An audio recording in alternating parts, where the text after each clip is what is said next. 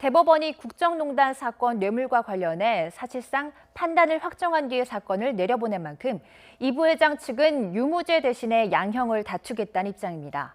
이에 대해 특검 측은 당시 삼성의 승계 작업을 구체적으로 밝히겠다고 나서 양측의 공방이 예상됩니다. 강희경 기자입니다. 대법원 전원합의체는 이재용 삼성전자 부회장의 1심과 2심 재판부 판단이 엇갈렸던 말 3마리 값과 동계 스포츠 영재센터 지원금이 모두 뇌물이라고 결론 내렸습니다.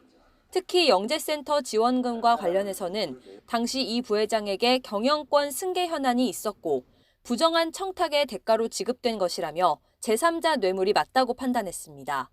이에 따라 파기환 송심에서도 뇌물 액수가 86억 원으로 늘어나게 된 만큼 이 부회장 측은 유무죄보다 양형에 집중하겠다고 밝혔습니다. 이 부회장 측 변호인은 대법 판결을 존중한다며 주로 양형에 대해 다툴 예정이고 양형 증인도 신청할 계획이라고 설명했습니다. 이미 대법원이 내린 판단에 대해 다투기보다는 형량에 대한 심리에 집중해 집행유예 판결을 받겠다는 전략으로 풀이됩니다. 신동빈 롯데그룹 회장의 최근 대법 판결을 언급한 만큼 소극적 뇌물이었다는 점도 강조할 것으로 보입니다.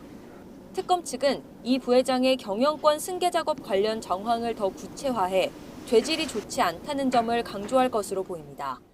특히 삼성 바이오로직스 분식회계 사건에서 확보한 승계 작업 관련 자료도 추가 증거로 제출한다는 계획입니다. 삼성의 승계 작업이 이 부회장을 위해 무리하게 진행됐고 당시 박근혜 대통령의 우호적 조치 없이는 불가능했다는 점을 증명하겠다는 겁니다.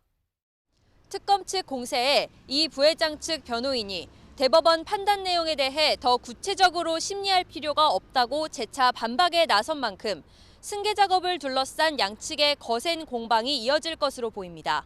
YTN 강희경입니다.